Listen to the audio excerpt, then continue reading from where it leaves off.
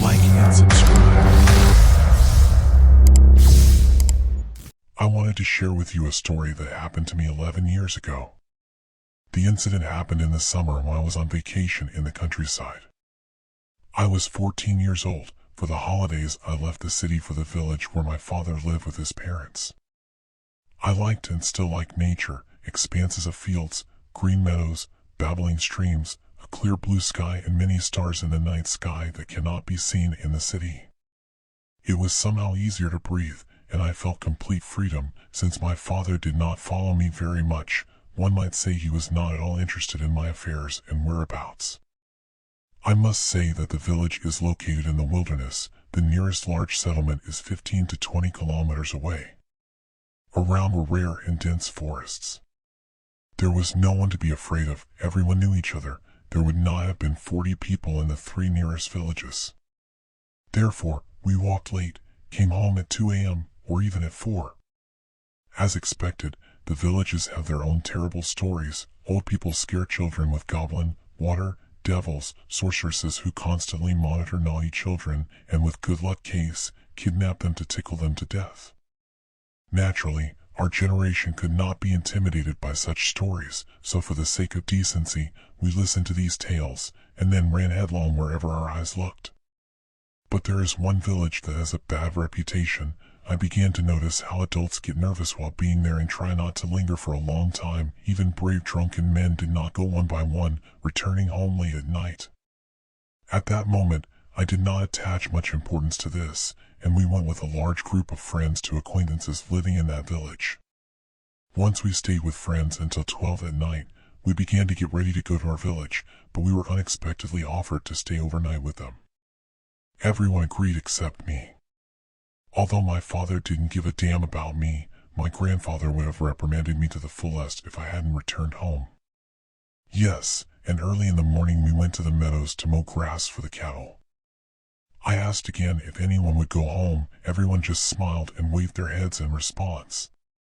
I did not expect such a betrayal and was angry. I had to go 2.5 kilometers. The sky was clear, the moon on high, and in its light the dirt road was clearly visible. I went out from behind the gate, closed it. I looked around and listened. Maybe someone changed his mind and will follow me. But I heard nothing but the loud laughter of my friends. In a fit of anger, I was not afraid to go home alone at night. As I walked along the village road, everything was fine. Dogs were barking at the other end, lights were on in some windows, and the TV was loud. As soon as I went beyond the border of the village, I felt that the wind picked up sharply, as if I had stepped out from under the bath. But the anger still played in me, and I moved on. To my right was a barley field. At that moment the height of the ears was about my knee. On the left was a garden. It was called the manor's garden, although only trees that grew along the edges remained from the garden. It was said that people came here, the so-called treasure hunters, looking for the treasure of the master. According to the stories, he was very rich and buried a large chest of gold in this garden. For a long time the hunters walked with a metal detector, but found nothing. As soon as I went beyond the border of the village, I felt that the wind picked up sharply, as if I had stepped out from under the bath. But the anger still played in me, and I moved on. To my right was a barley field. At that moment the height of the ears was about my knee. On the left was a garden. It was called the manor's garden, although only trees that grew along the edges remained from the garden. It was said that people came here, the so-called treasure hunters, looking for the treasure of the master. According to the stories, he was very rich and buried a large chest of gold in this garden. For a long time the hunters walked with a metal detector, but found nothing. As soon as I went beyond the border of the village, I felt that the wind picked up sharply, as if I had stepped out from under the bath. But the anger still played in me, and I moved on. To my right was a barley field. At that moment the height of the ears was about my knee. On the left was a garden. It was called the manor's garden, although only trees that grew along the edges remained from the garden. It was said that people came here, the so-called treasure hunters, looking for the treasure of the master. According to the stories, he was very rich and buried a large chest of gold in this garden. For a long time the hunters walked with a metal detector, but found nothing.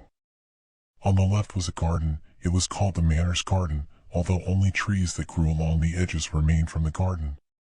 It was said that people came here, the so-called treasure hunters, looking for the treasure of the master. According to the stories, he was very rich and buried a large chest of gold in this garden. For a long time the hunters walked with a metal detector, but found nothing. On the left was a garden. It was called the Manor's Garden, although only trees that grew along the edges remained from the garden. It was said that people came here, the so-called treasure hunters, looking for the treasure of the master. According to the stories, he was very rich and buried a large chest of gold in this garden. For a long time the hunters walked with a metal detector, but found nothing. So, I'm walking and I notice out of the corner of my eye that a line is stretching across the field from behind the horizon in my direction, as if some kind of animal is running there. Well, I think maybe hares. Winding still so bizarre. Suddenly more lines appeared, first 2, then 3, in the end I counted 7. And they're getting closer to me. It was then that fear began to wake up inside me, and very quickly.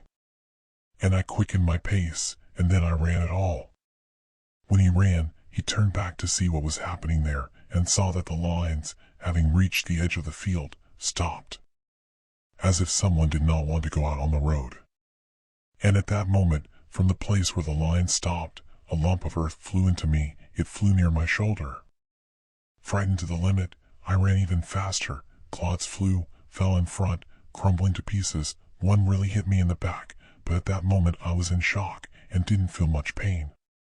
The road seemed long and treacherously ran away from me. I could not catch a landmark in order to assess how fast I was running and to calm myself a little.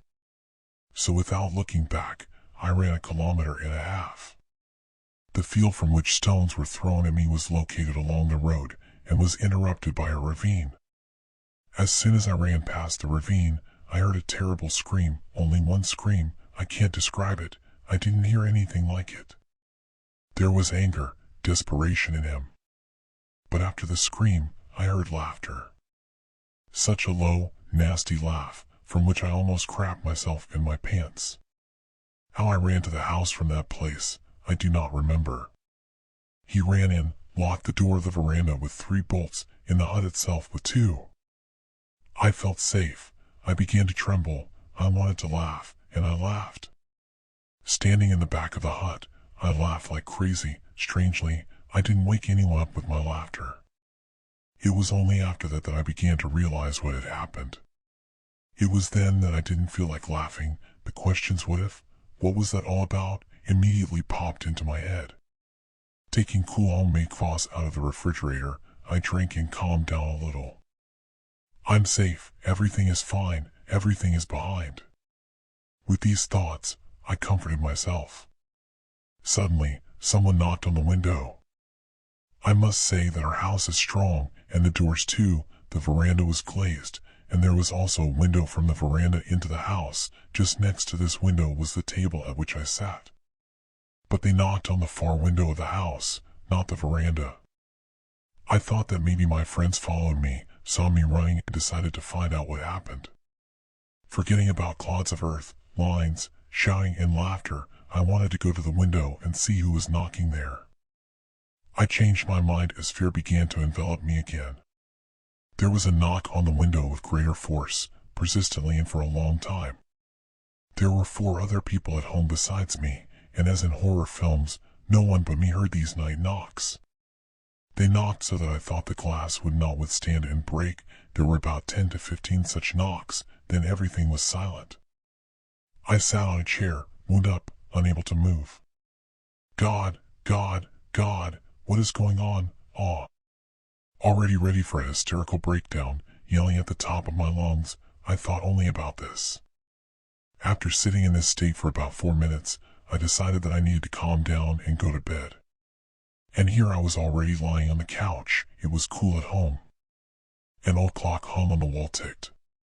Sleep never came. Suddenly I heard someone running on the roof of the veranda. The roof was covered with slate, so every step was given distinctly and with a strong roar. Well, I think that cats are mad, because we had a lot of them, and they like to climb on the roof. Yes, But the cat is a quiet animal. You can't hear its steps, but here there is such a clatter, as if a child is running. A terrible thought came to me. What if those who ran across the field tracked me down? Fear began to rise again, like a tidal wave. Crap! What to do? What to do? The run on the roof lasted about 5 minutes. After that, everything calmed down. I fell asleep exhausted. In the morning, my grandfather woke me up with the words, "Get up, night owl." I spent the whole day thinking about what happened, trying to find a rational grain of what happened. After asking my friends if they noticed anything strange when they returned home, having received a negative answer, I began to think that maybe it was a dream. And I, a fool, walk around all day, stuffing my head with this case. But in the late afternoon, when my father was going fishing, he climbed the stairs to take a wooden fishing rod from the roof of the veranda and noticed the slate split in places. It was then that I again remembered the nightly disco on the roof. My legs began to wobble at the thought that it was true. Later, I learned from an old-timer that in that village there lived a woman who kept devils at home. She fed them sugar and did not let anyone into the house. She bought sugar in bags. Everyone was surprised where you put it. She said jokingly that the devils live under her table, and she gave them. Yes, but it wasn't a joke. She was dying for almost 2 weeks, in agony, until a man alone pulled a stake from the ski of her house. And when she died, the house was empty. Everyone avoided him. Apparently, the guests of the house periodically got out of it, so to speak, to misbehave or hunt. I told him what happened. The old man shook his head, spat on the ground, took out a cigarette, lit it and said, "Lord, save and save." Don't forget like and subscribe.